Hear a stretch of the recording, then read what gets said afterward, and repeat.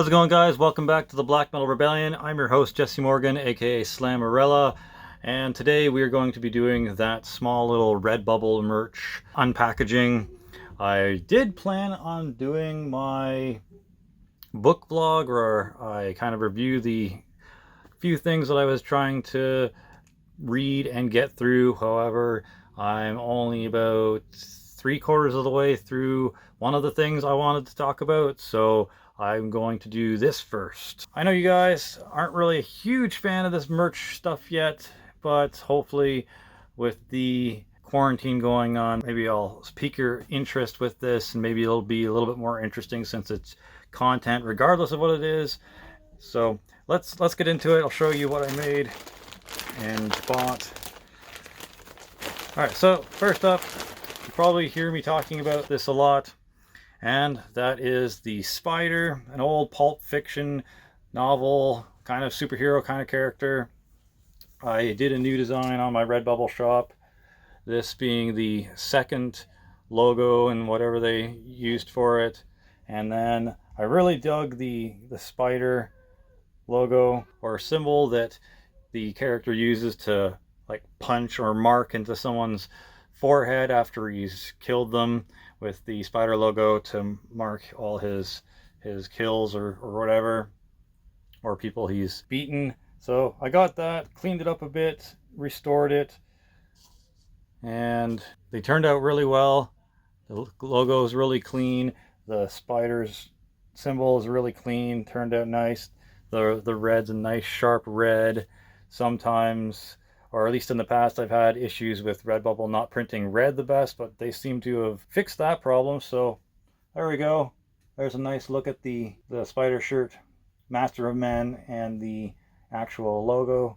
Really cool. I'm almost done the first book, which is The Spider Strikes. Once I'm done reading that, then I'll do a review on that and a couple of the other things I got up there. And then if you guys don't know about this character or not huge into nerd stuff, well, one of my favorite characters or superheroes from DC Comics back in the day was the Crimson Avenger, and he first appeared on, I think, Detective Comics issue 22 back in 1938. Anywho, I did a digital restoration of the logo and the picture of the Crimson Avenger from the very first cover, digitally restored it, and it looks really, really good. So here we go. That's the whole thing there. And then we got the logo. That took forever to clean up, going in pixel by pixel, just trying to restore it, make it look a lot better. Already has my hair all over the fucking thing. So I'm super duper pleased with how that turned out. And then the actual Crimson Avenger, Lee Travis there, had to fix up the hat a little bit, had to actually add in part of the red cape at the bottom there, because there's actually some of the foreground characters covering up part of the cape, so I actually had to just go in and draw it myself. So some of that didn't even really exist. But yeah, the digital restoration I did with the GIMP program really made this pop. It made it look really well. The old ink blot version is no longer there. It is solid color. So definitely some of my best work with digital restoration. Really proud of this one, and hopefully I inspired you to check out the Crimson Avenger. I will show you quickly a couple of the Crimson Avenger comics that I actually own, just so you can kind of get an idea of what he looks like. So besides the very first cover that he was on in Detective Comics, the next cover you'd see him on would be, I think, a later date within the same Detective Comics one, and then eventually he would get his own Secret Origins, and this called Secret Origins, starting the Crimson Avenger, never before revealed, the dynamic debut of DC's first masked hero. So that's the cover of that. He got a little bit of a costume upgrade. For whatever reason, it's on the cover here, it's like a purpley blue and a red mask.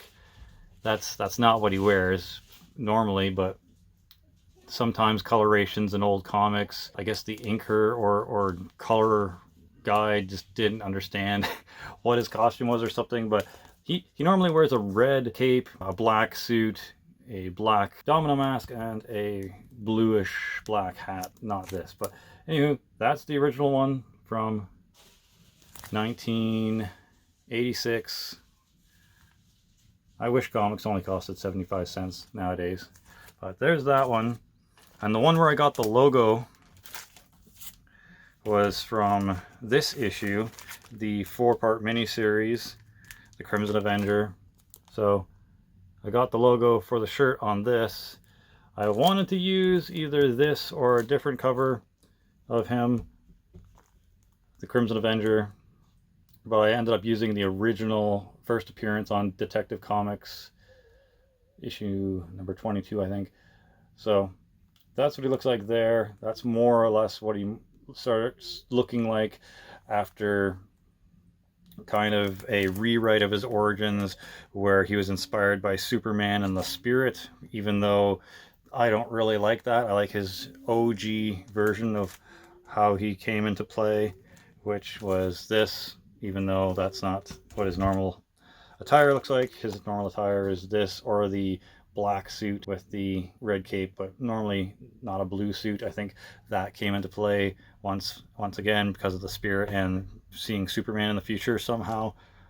I'm still need to buy that Golden Age origin version. It used to be like, I think, 15 bucks shipped from eBay. Now it's like 20 plus $13 or $14 shipped. It's crazy. I'll eventually pick that up, but yeah, I love that design that he looks like there, even though it's not the original one. But that's issue 2, and this is issue 3. I really like this artwork. This is really cool. A very neat looking version of his outfit. Still got the blue suit instead of the black suit, and red domino mask instead of the black domino mask. But other than that, it looks really cool.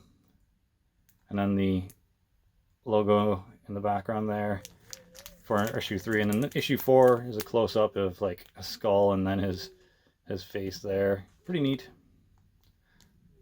And then the purple and yellow variant, I like that one as well. I might do something like that, and then this in the future. We'll see how I can get her done and digitally restore it. But yeah, so that's where those things come from. That's what inspired me to get this made. Really awesome. Super stoked to have that.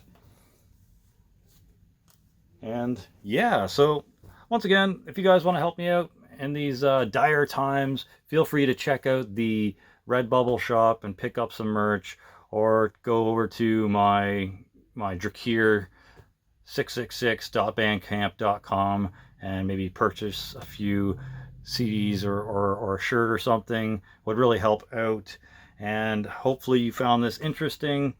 Once I get done the first Spider Master of Men novel, I will do a review and kind of a book vlog of that. Hopefully you guys are keeping yourselves entertained and aren't letting the cabin fever stress you out too much. I know this week has been a fucking doozy for me, and just causing a lot of just anxiety and depression.